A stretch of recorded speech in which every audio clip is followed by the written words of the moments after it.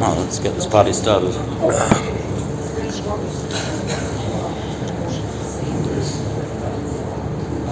Nađe, možemo li? Start da se čujemo. Okay. Good evening. I'm the man with no name, at least according to organizers of this festival, so I will remain nameless. Those who know me, those who don't are nobody. I'm not important tonight. Our guest is important, and our guest is Richard Stanley.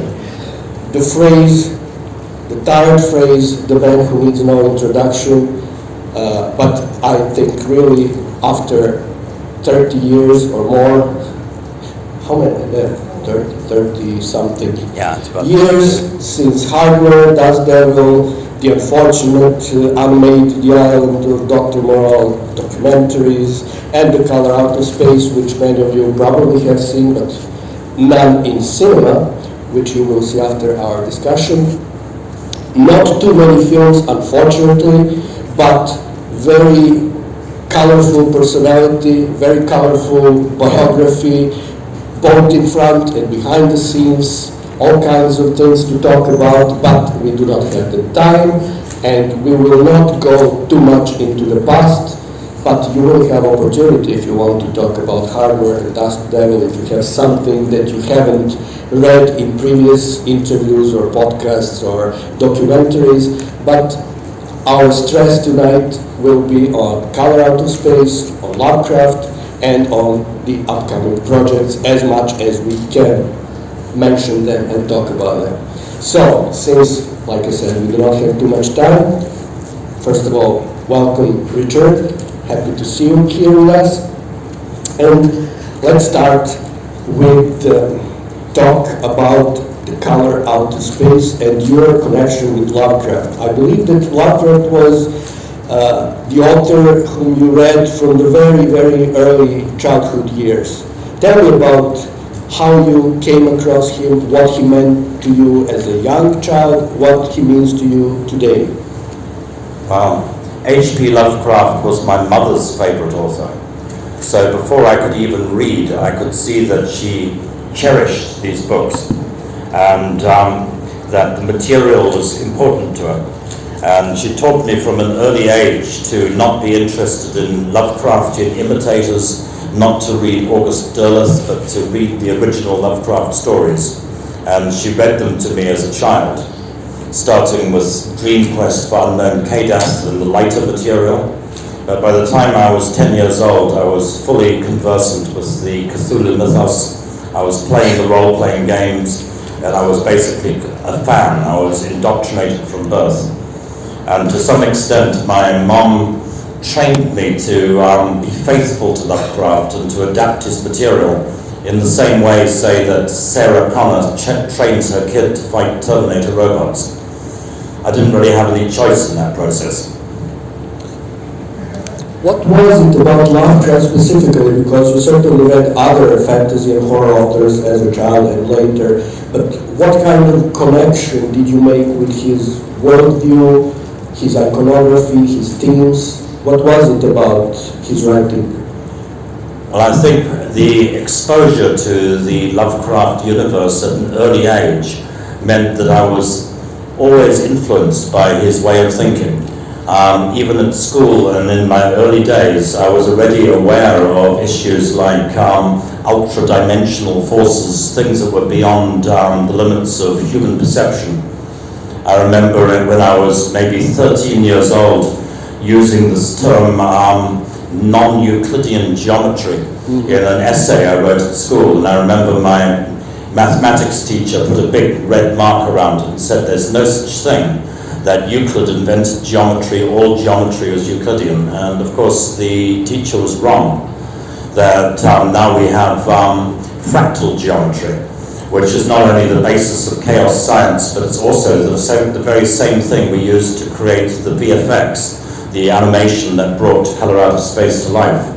So from an early age, I think Lovecraft set me aside from the other kids and from a lot of things that they were trying to tell me at school, and enlarged my mind. I think it prepared me for the so-called real world. I think what comes across from all of your interviews and from your films, if they're watched carefully, is your rebellious nature and probably perception of yourself as a sort of outsider, as an individual who is sort of eccentric or unlike majority, especially growing up in South Africa, but also later. So maybe that was also a kind of connection with Lovecraft specifically? Yeah, well, Lovecraft is in a way the classic outsider.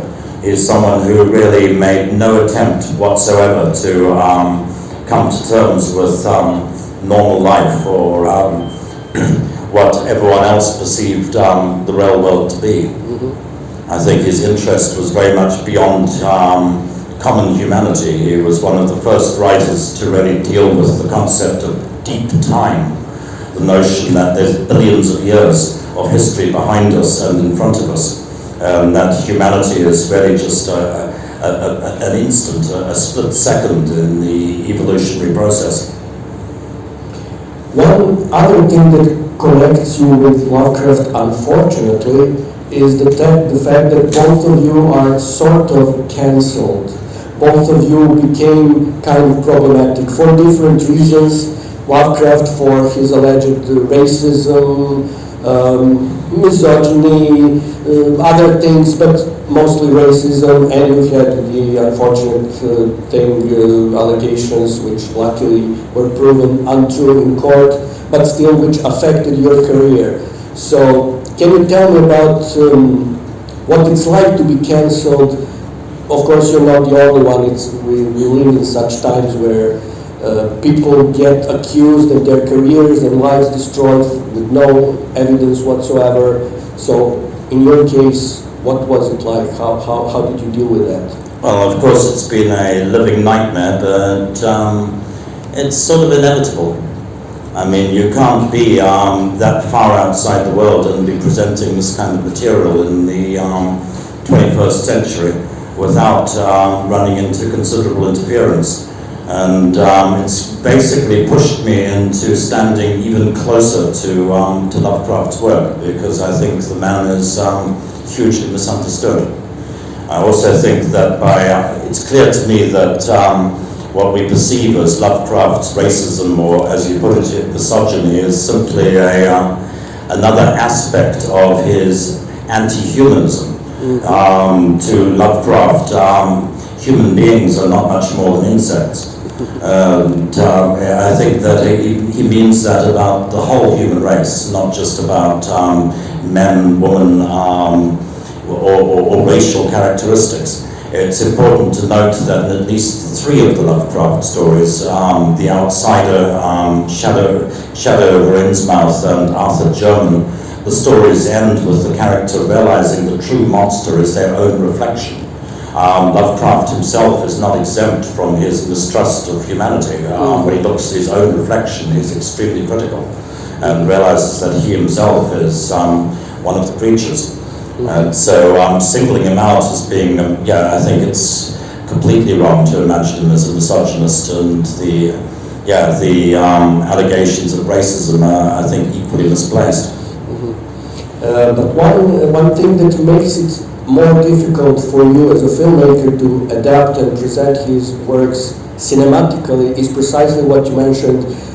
You need characters, you need actions, you need events going on. You cannot, for example, he kept describing Color Out of Space as his study in atmosphere. But in film, you need plot, characters doing things happening. You cannot just have oral and visual things like he can spell his magic with words. So you have to have plot, motivation, characters, relationships. So you have to deal with humanity much more as a filmmaker making a film than he wanted or could or cared to in his writing. So how do you deal with that and keep this attitude of cosmicism and insignificance of humanity? Well, it's certainly challenging, and I guess the way that I think where maybe I succeeded a little in Color Out of Space is by projecting myself into it. The Gardner family in Color Out of Space is really an extension of of my own family as a child. If I'm imprinting onto any of the characters, it's Jack, the youngest son of the family. The mother of the family is very much drawing on my own mother. The little boy who's drawing the crayon drawings of the monsters is a version of myself. So part of it was like, what would happen if that happened to me? What would happen if it was my family that was being destroyed by this thing from the beyond?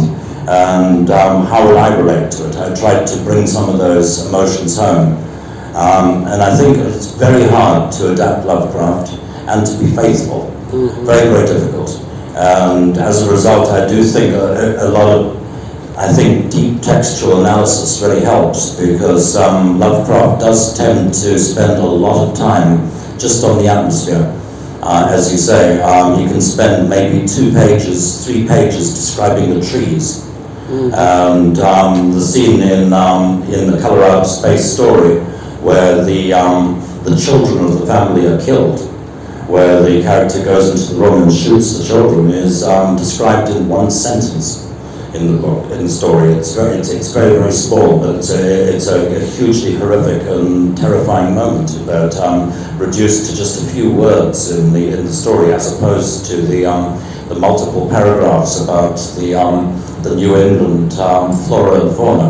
But I was very careful of the rest of it as well. I wanted to make certain that the trees in the film are indigenous to New England, even though the movie was shot in Portugal. I had to make certain that we don't see olive trees, we don't see palm trees, that the animals in the film, the wildlife, the birds you hear on the soundtrack, the whippoorwills, are also indigenous to Lovecraft country. So I wanted to be careful about all of those points. How difficult or easy was it pitching the project?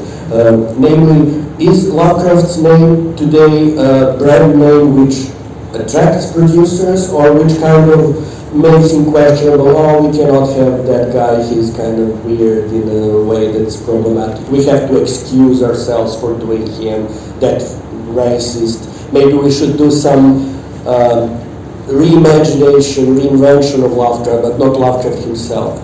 So what was the process of actually pitching and making this production? Well, like anything in the film industry, the process was fundamentally insane, and it took years, many years for it to move from screenplay to screen, and it developed in a way that was irrational and quirky and illogical. In what sense irrational? Well, no one wanted to touch the script at all for about 3-4 years, and but why? Did you get any feedback? Like, what's the problem with Lovecraft or with this particular story? No, I think the problem is overall with Lovecraft, but at the same time, people generally don't read screenplays. Very few people sit down and read screenplays, particularly in Hollywood. It's usually all about the deal and the personalities involved. And this didn't move until Nicolas Cage became involved. It was Nicolas Cage who got this movie made at the end of the day. If Nick hadn't expressed an interest in it, and if Nick wasn't a Lovecraft fan, this movie might not exist. So he was a fan, it was not just a hack job like any other crazy... Lovecraft, Nick's a genuine Lovecraft fan, and I can tell you on the record that Nick has a huge desire to play Herbert West, where he would like to be the reanimator. This is one of his favourite movies. Do you have any intention of doing the new reanimator? I wouldn't touch it because I like the original too much. I don't think you can improve too much on Jeffrey Combs, even though it doesn't need a remake. There's and he should be much younger. He's not right for a student either. It's not. He could be Dean Halsey or something like that. Yeah, but no, I've got no ambition to go back in there. I think Stuart Gordon did an amazing job. But nonetheless, it was Nick's love for the material that led him to read the script. Does it also mean that you wouldn't dare touching the Shadow of Innsmouth, which Gordon sort of did in David? Yeah, I've got no ambition to go there either. I don't want to step on Stuart's toes. And but do you think that this film Dejan is the ultimate definite version of that novella? No, I think you can do better than Dejan. But to be fair, he had no money, he was in a big hurry, and I'm actually in Dejan. I play one of the fish people. I'm easy to identify because I'm wearing a hat. You can see me in the scenes where Ezra Godden is trying to hotwire the car. I'm looming around outside in the rain.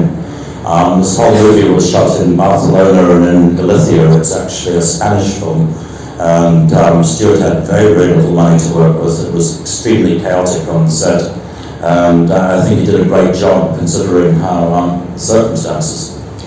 Very little money, and chaos practically describes, I think, all of your productions up to this date. What should have been your one big budget film actually turned into a different kind of disaster. Very well known story. There is a documentary about it. I'm sure everyone knows what happened. But when you actually came to making Color Out of Space in sort of similar, I mean, this is not a secret, I think the budget was around 4 million, if I'm not mistaken. Well, our active budget on colour was about 3.5 million, but that's below the line. Above the line, Nicolas Cage obviously got 1 million. Nick had to make the movie because he's got major alimony and tax problems, so he took $1 million off the top in return for it. And we had him for only 4 weeks, and it was 4 weeks from the end of January. So we had, I think, 6 weeks prep time from the time he said yes to the movie to getting the movie made, which fell right over Christmas and New Year, which is the hardest time to get people to work, especially on a low budget.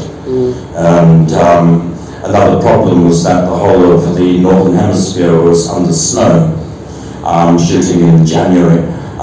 New England and Arkham County was in full winter conditions. Color Out of Space has to be shot during harvest time in late summer, set on the farm. So we ended up shooting it in the most southwesterly tip of Europe, in Sintra, Portugal, which is the only place where we could still find green leaves on the trees, where we had a chance to make it look like it was the right time of year, and where we could literally tie fruit to the trees to make it look like it was harvest time. But it did mean that we had to build a New England style farmhouse and barn and create a replica of New England in 6 weeks. And it's to the credit of the Portuguese crew that they were able to pull that off. So, if I'm not mistaken, if I understand you correctly, although having a star, which in this case happened to be Nicolas Cage, was a sort of compromise, something that you had to do to have the movie made, did you really feel during its making, and now when you look back at it, as a kind of compromise? Did it take away from the film in the following sense? Whenever you have a star, he or she kind of eats away not only significant part of budget, but choose a big part of scenery. It becomes a Nicolas Cage film. In the same way that if Guillermo del Toro managed to make his Mountains of Madness with Tom Cruise, it would have been the Tom Cruise movie, not H.P. Lovecraft movie. So how did you make this balance? How did you prevent, and do you think that you prevented this becoming a Nicolas Cage film and instead making it an H.P. Lovecraft and Richard Stanley film? Well, Hollywood has always been led by the stars, and to be honest, I'm actually proud to have made a Nicolas Cage movie. I do like Nick. And the two of us actually were a pretty good match, because rather like Stuart Gordon, I do like things to be a little funny, and I do see what I'm doing as being a form of very dark comedy. I think Nick also perceives what he's doing as essentially a form of very twisted comedy. And he brings a physicality to the material, and his comic timing is excellent. Even when the lines aren't funny, Nick has a way of delivering them which makes them land, which just works. He has that ability. And to an extent, So does this mean that you did not have to alter the screenplay to conform it to the star once he signed the project? there was just one consideration. You had to have the raging cage scene. I was stranger than that. I was stranger than that. It was really odd. I can say the way the whole thing developed, there's no time to explain all of it. Everything was fully insane from the off. I mean, the news that Nick was a Lovecraft fan came from gossip on the set of Mandy. There was some chit-chat on the Mandy set where Nick fessed up to loving Lovecraft's work. And then the script was floating around. And the folk from Spectre Vision, Elijah Wood and his partners, literally drove to Nick's place in Las Vegas. They drove from California. They cornered Nick in a bar and dialed my number on the cell phone and put it in his hand. And I got a phone call from Nick at around, the first time I had heard from him ever, it came at around 3 in the morning. I'm living in the French Pyrenees, and Nick was very drunk. And the only thing he would talk about is he wanted to know if there was going to be a hot pink mantis in the movie, and he wanted to talk about the mantis. And there was no hot pink mantis in the script. So I didn't understand what he was talking about. But we had the conversation. The producers went back to their car afterwards and discovered their car had been stolen while they were having the conversation. They also, at that point, they also lost the DCP of Daniel Isn't Rel, the movie that just finished shooting, that you see in the car, and was lost forever. But then they asked me, well, how did the conversation go? And I said, well, I don't know, it was really weird. He just wanted to talk about this mantis. And they said, no, that's Nick, she was just testing you or whatever. And then about 2 weeks later, we had FaceTime, and he contacted me again, and again, he only wanted to talk about the mantis. So after that, I got back to the producers and said, look, it's okay, I think you'll do it. But there's going to have to be a hot pink mantis in this movie. Which I'm glad for, and if we're going to have a hot pink mantis, it's going to need to have a dramatic arc, so it's going to need to be in at least 3 scenes. So I then sat down and wrote the mantis into the movie, and Nick agreed to do it. To this day, I have no idea why he wanted that creature in the movie so badly, but it satisfied him. Nick did the part. You mentioned Spectre Vision. The company, Elijah Wood's company, which actually did not give their own money, but they sort of stand behind this movie, but not really, because they very unceremoniously dumped you on the same day or maybe tomorrow after those stupid allegations appeared. So how hurtful and how surprising was that particular detail? Because you were supposed to be doing 2 more Lovecraft movies with them, right? Yeah, it's a complex situation. Technically, I'm at war with Spectre, which means technically I'm at war with Frodo, with Elijah Wood, which... who turned out to be Gollum. Yeah, it's a tricky thing because they did refinance their entire company off the back of Colorado Space. They did keep about $2 million off the top of the budget. So they washed their hands off you and of Lovecraft, but not of the money that... No, of course they kept the money, and how it goes. But how that will end, we do not know. But fortunately, the Lovecraft franchise is not in their hands. The whole of Colorado Space was actually funded by a Malaysian company, the Ace Entertainment Group, who are the people who have the logo at the front, who are the actual rights holders. And they're also the rights holders in the next Lovecraft movie that we're hoping to mount next year. So before we try to hear something about that, just a few brief questions about color.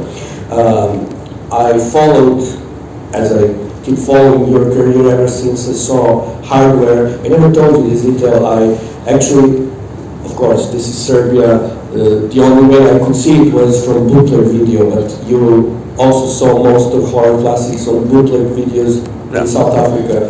I saw Hardware on my 18th birthday in 1991. I was blown away, and ever since that day, I said I must follow this guy and whatever he does. And luckily, the next film, Das Devil, was even better, and it's, in my opinion, one of the best horror films, not only of the 90s, but it's a masterpiece with all the scars and faults and little scratches that you can see because of its troubled production. So I kept following your career, and of course, ever since the first announcement of Color of Outer Space appeared, I followed everything. So my question is, I remember that originally you made some video photo tests with Karim Hussein, who was supposed to be DP of this film. You did some experiments about presenting color. So how come that he did not end up being the DP of Color Outer Space? Well, two reasons. Spectre had a policy to try to isolate me from the very beginning, so they wouldn't allow me to bring anyone that I'd ever worked with before onto the production. So it ended up that I was working exclusively with a Portuguese crew and with a whole bunch of folk who I'd never met before. Simon Boswell, the composer, was another person from who I'd worked with many times before that they wouldn't, Spectre simply would not allow me to bring onto the production. And you did not obviously have enough power to say either Simon Boswell is doing it or I'm not doing it. Well, I also did, we were presented with some very good alternative choices. I think Steve Annis, who shot Color Out of Space, is a fabulous DP, and he did a really, really good job. And also... Sorry, did you incorporate those experiments with Karim into what he did, or did he start from scratch in depicting the color? We started from scratch. And at the end of the day, we didn't use any of the material. With Karim, we were experimenting with the new generation of FLIR cameras, which are cameras that photograph heat and energy, but don't photograph light. I mean, you can barely call them cameras. They're really just a wire that they don't have a lens in the way the camera has a traditional lens, but they're capable of registering energy. And there's a new generation of them now which are capable of recording in full color, which is finally giving us something very similar to the sort of psychedelic work you might have seen, say, in Wolfen, the Michael Wadley movie many years ago. But rather than fake heat vision, it's real heat vision, which is what we were originally working with. And we used some of that in a documentary we made called The Other World, which is partly shot on FLIR cameras. But yeah, Karim also had made some pretty bad career choices at that point in time. He's now been working successfully with Brandon Cronenberg, but immediately before Color, he had made 3 movies in a row which Spectre didn't like, notably a movie called Mohawk, another film, Hyena Road, which didn't really open. And you're only as good as your last movie in Hollywood. Yeah, it made it very difficult for us to argue to bring Karim onto the job, which was, yeah, unfortunate. But I also think that, yeah, Steve Annis did an amazing job on the completed film and took it in a different direction, which I think is very suitable to the material. Another thing that was in those relatively early announcements of this film were the creature designs. I'm not sure, I don't remember whether you yourself shared them or somehow they leaked, but I remember the mother-son creature and things like that. They looked more spectacular than what we actually see in the film. So what happened with those designs? Was that a matter of budget or different creature company effects, or how did it happen from this kind of preparation and announcement to what we actually see in the film? Well, to some extent there's always a degree of compromise, but I'm still very, very happy with the way that the creatures turned out, the alpaca monster in particular. I could have used more of them, but I always want more monsters. So was it budgetary or creative kind of decision to do the kind of less is more approach? It was pretty much budgetary. when it came down to it, our VFX budget was right down to the last frame. I mean, literally, we calculated we could afford to show something like 6 or 7 seconds of the alien world. There was it was very, very tight, and we used every split second that we could get. And is there unused footage of the llama creatures or maybe other creatures that are somewhere on the cutting room floor? Maybe a little, but if there's any unused footage that I wish was in the movie, it's more with the cast members. There's a lot more with Tommy Chong playing the hippie hermit character. And in real life, Tommy Chong rambled on and had a lot of pseudo-metaphysical monologue material that simply didn't make it into the movie. Is this material maybe in deleted scenes somewhere on the Blu-ray? Or? Some of it is, yeah. I could have done with more of Chong's monologues. There was a place where me and Spectre didn't see eye to eye. But another thing was some of Nick's improvisations. Nick did improvise a lot of material. And I think some of the stuff he did off camera, which didn't make it into the movie, deserves to be seen. I can see why Spectre and the powers that be were scared of using it, because it was pretty out there. I mean, a good example is that there's an argument between the husband and wife characters in the movie that takes place in the bedroom about halfway through, which is just a standard marital row scene. We did about 2 takes, which were pretty great. And then Nick said, I'd like to try something. And we did a take where, to prove that he's healthy and that he's not losing his mind, Nick had his character stand on his head. He did a headstand halfway through, and he played the entire scene upside down, standing on his head. That's not used in the movie, but it's still it's something I really adored.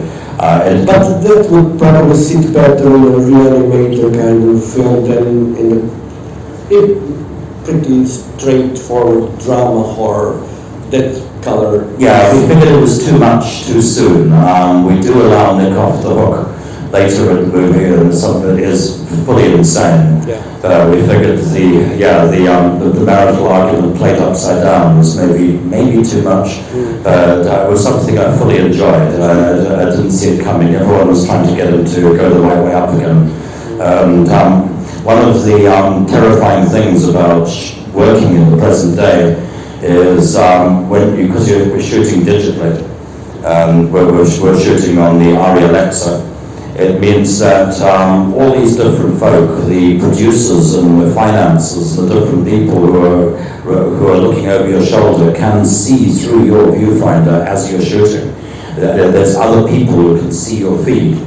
They don't have to wait until rushes. They can see right through the camera the moment you turn the camera on. There's different people who all the way back to presumably Los Angeles who are online and are able to see exactly what's going on through your frame the moment you switch the camera on.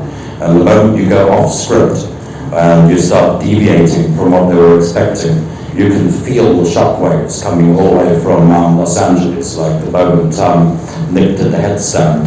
Within 2-3 minutes, you could feel vibrations elsewhere in the set as doors slammed and people freaked out. And a couple of minutes later, there'd be a knock on the door of the place where we were shooting, and then someone would say something to the second AD, like, Nick's upside down, can you get him the right way up again, and what's happening, and are we insured for this? And this general atmosphere of people freaking out going behind one is, very, it's a little oppressive.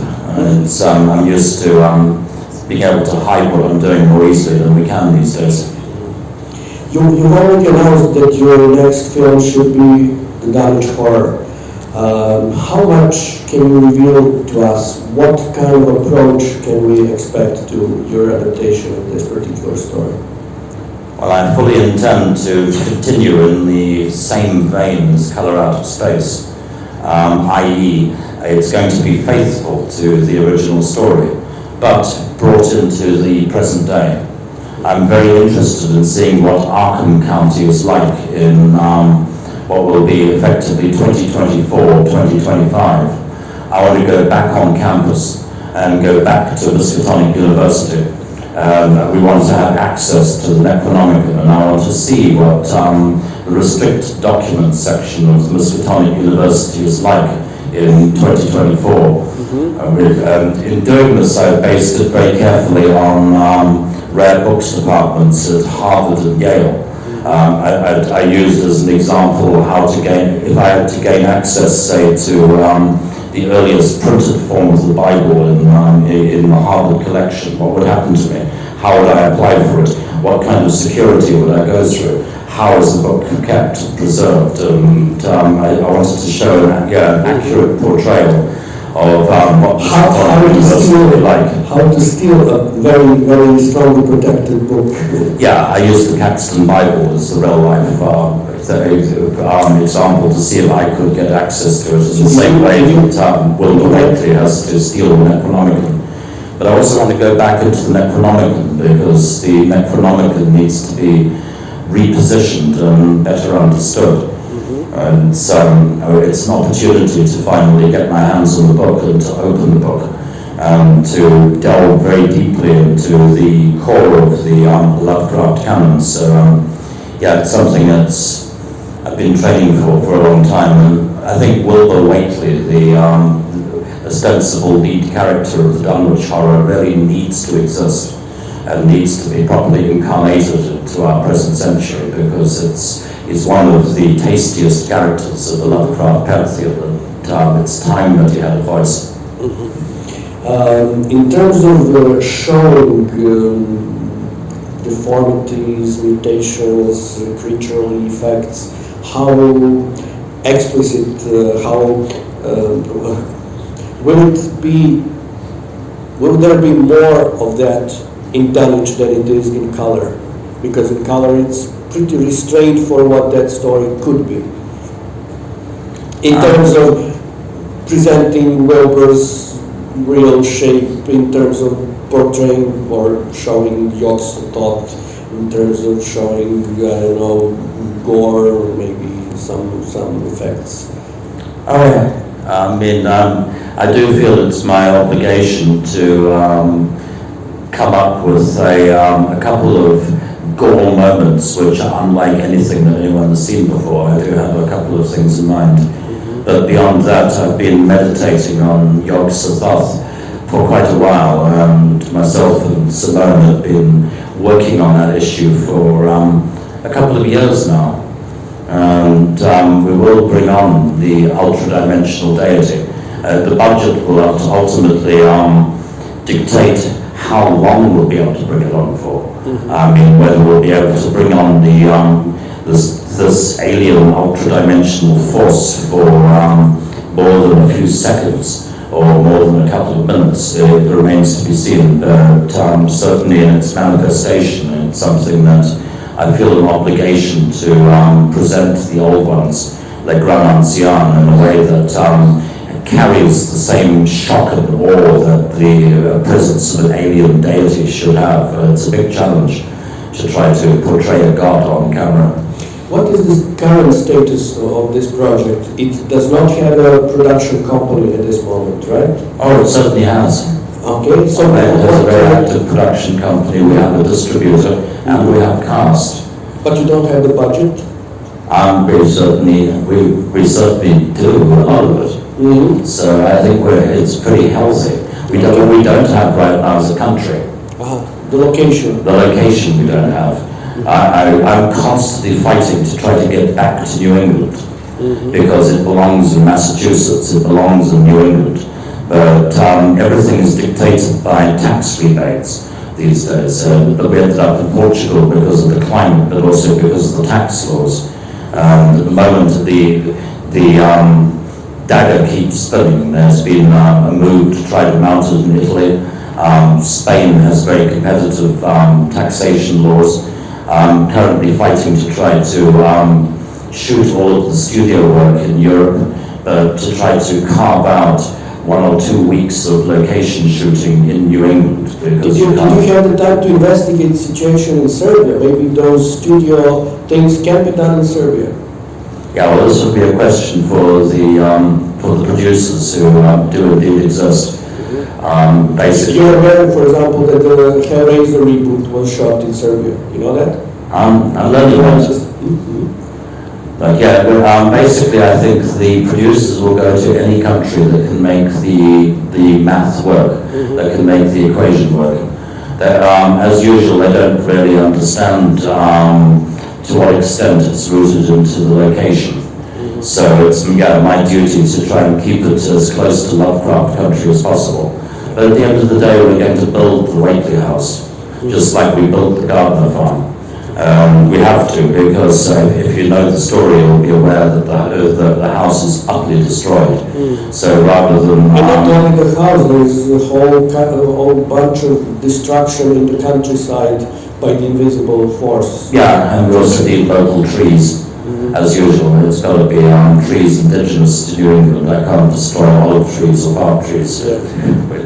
So this is all coming, and it's really the one big detail that's not been done yet. Unfortunately, I can't reveal any casting details, except to say that it has a comparable level of casting to Colour Out of Space, so you can expect to see some surprising personalities in it. Tell me, this is your first time in Serbia, right? It is, yeah. I've only been here for 24 hours. So can you already speak about some sort of impression, both about the festival and from the little Belgrade that you saw so far, and the people, the zombie walk and everything? Well, I love the spirit. I had a great time during the zombie walk, still carrying the scars here. But also just from... What are you saying? This is not your scar from... Yes, it's not left over from Spectrovision. It's from this afternoon's zombie walk. But more than anything else, I love the age of this town. This town's got a very, very deep history. Yeah. I've only been here for 24 hours, but I know it goes all the way back to Roman times. There's layer upon layer of history, which is something I adore. Yes, some of those layers, hopefully tomorrow we will investigate. But, okay, now I will give the opportunity to the audience. We don't have much time, so please do not hesitate, do not wait. I will give maybe 2 or 3 questions from the audience, if there are 2 or 3 brave souls here. So please ask anything, not necessarily about color, about hardware, Dust Devil, whatever. Anything you like. Richard is here to answer your questions. Sir, please. Okay, so I'm interested about inspiration from Dust Devil, because the way the creature entity is portrayed is pretty much in line with The man with no name.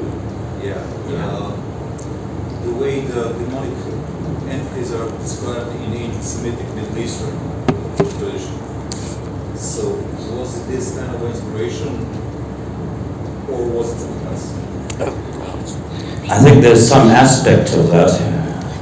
I was very young at the time, and I think he carries some elements of probably Asmodeus and some of the demons that were cast out into the wasteland.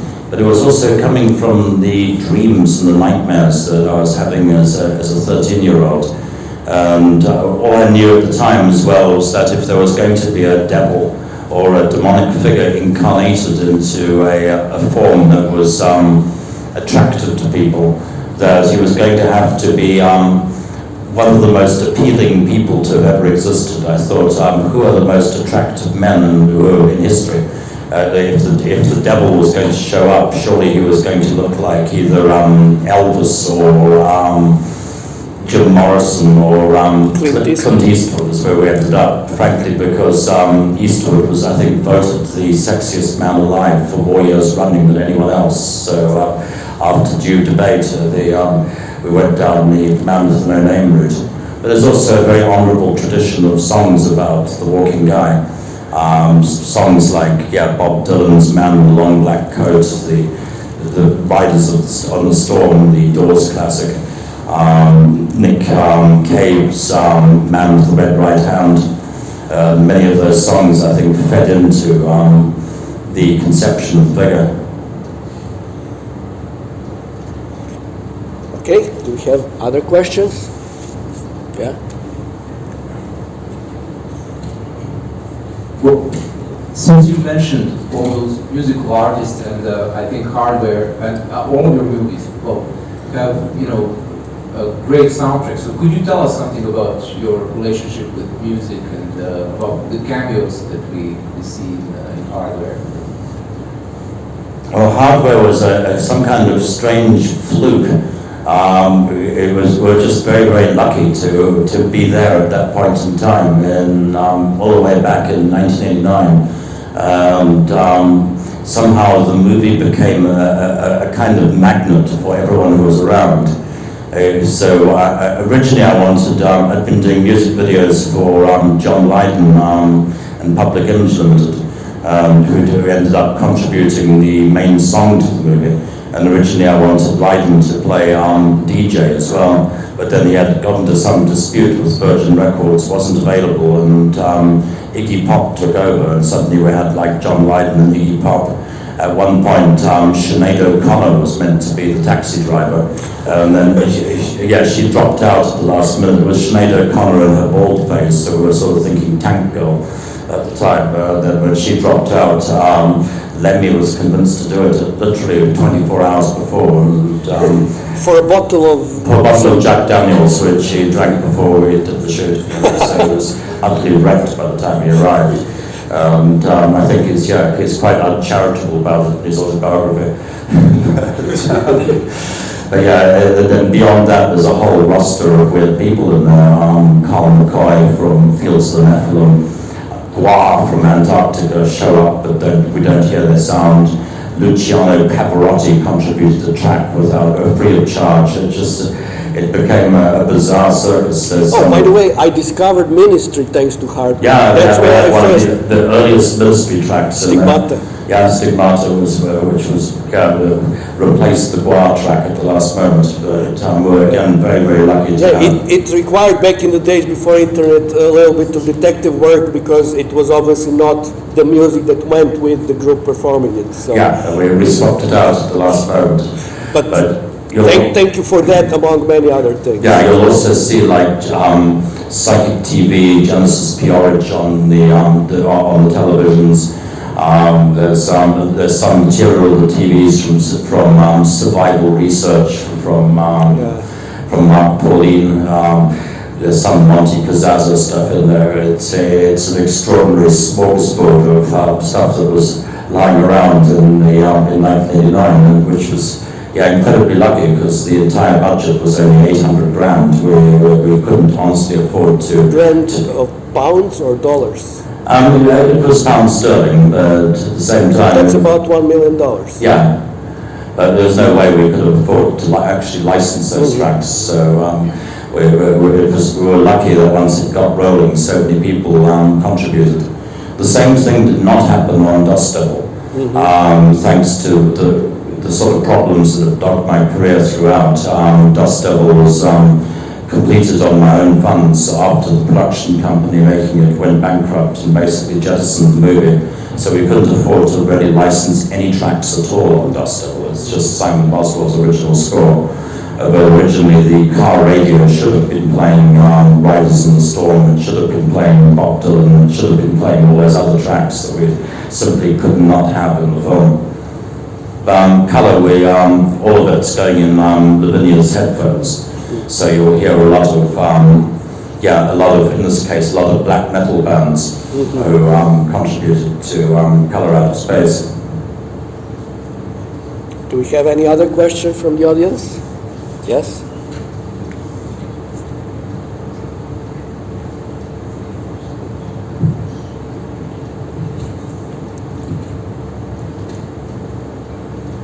Hi, Mr. Stanley. I wanted to ask, I know it's a pretty broad subject, but since we mentioned Dust Devil, can you talk a little bit about the influence of the Gnostic teachings on Dust Devil and in your work in general? Yeah, it's certainly a broad church. Yeah, one of the weird things about Dust Devil is that there's many weird things about it, but it was actually the first movie I ever tried to make. It ended up being the second film that I completed, but the original screenplay was written back in South Africa when I was about 16.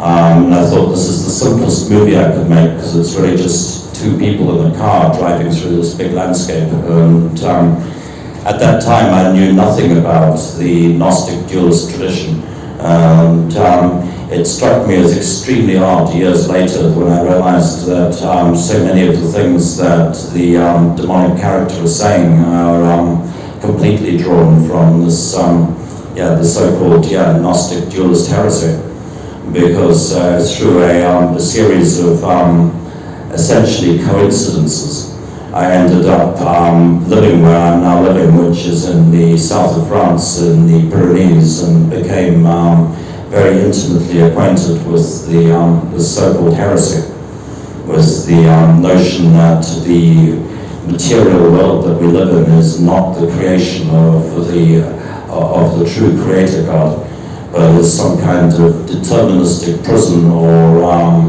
a virtual illusion into which our consciousness is downloaded.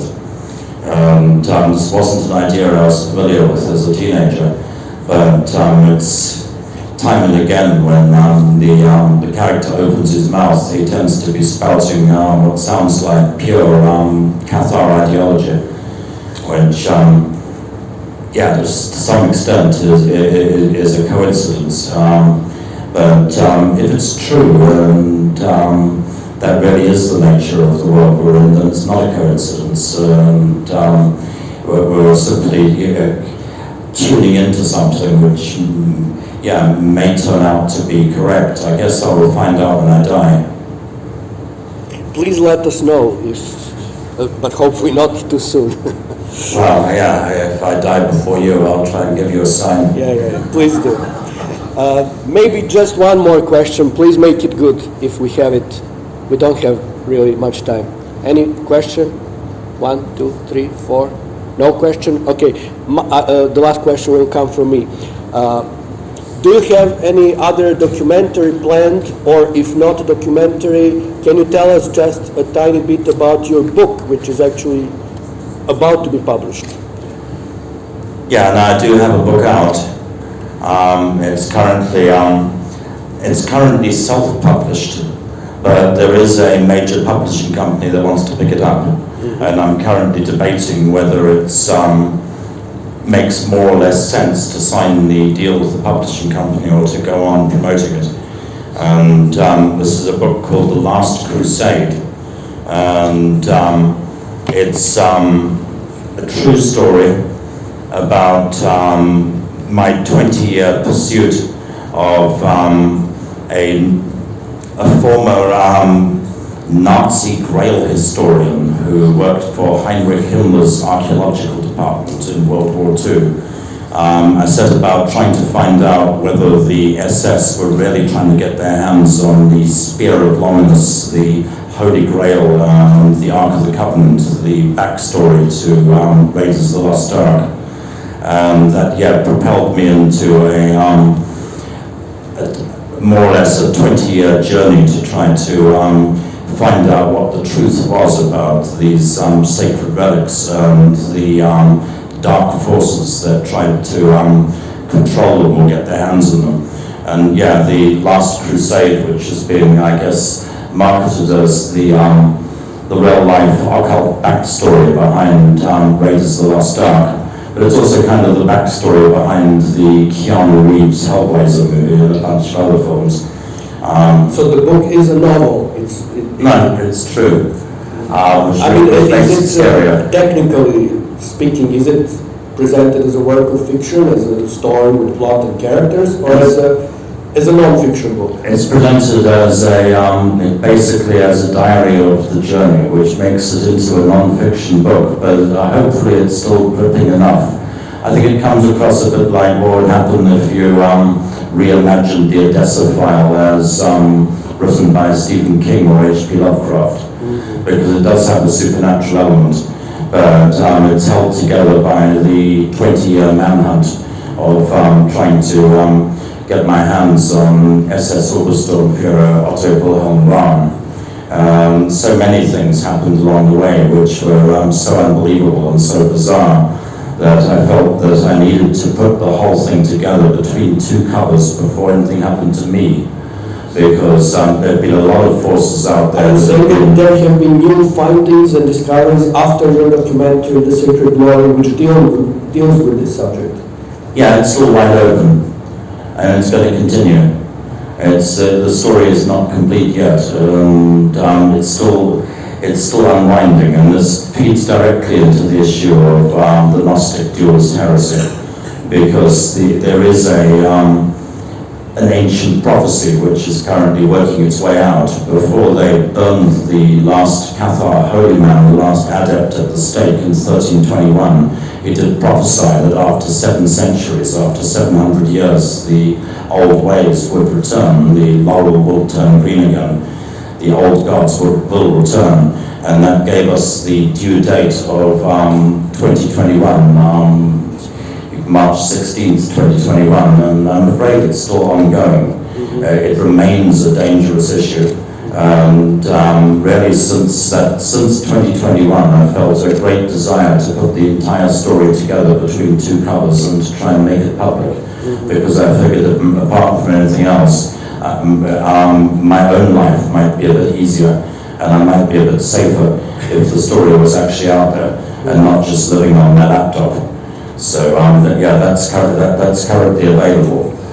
It's a piece of work. Although the story is fantastical and really hard to believe, it's a bit pedantic because I've tried to find at every turn textual and basically data to support the claims. I think extraordinary claims need extraordinary evidence, because anyone can make up a wild story, but I've been as diligent as possible at having first-hand sources and having the documents and the details to try and prove the story. And I hope that makes the overall thing a little bit more challenging and also hopefully a little bit scarier.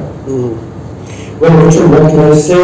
I wish you best of luck with your book project, with the film projects, more of them coming after the Danish horror, which is more or less knock on wood, kind of, sort of certain. It's on its way. Yeah, it's coming. It won't be until 2025. So I hope to see you in Serbia with Danish horror, hopefully to present it maybe at this festival, maybe at some other horror festival in Serbia.